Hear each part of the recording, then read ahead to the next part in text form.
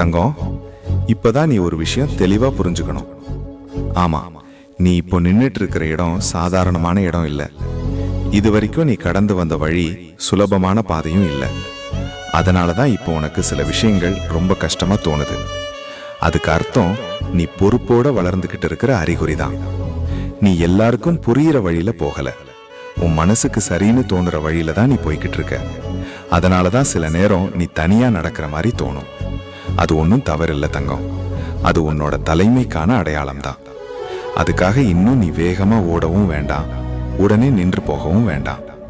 இப்படியே உன் வேகத்துல நீ தொடர்ந்து பயணம் செய். நீ போகிற திசை சரிதான்.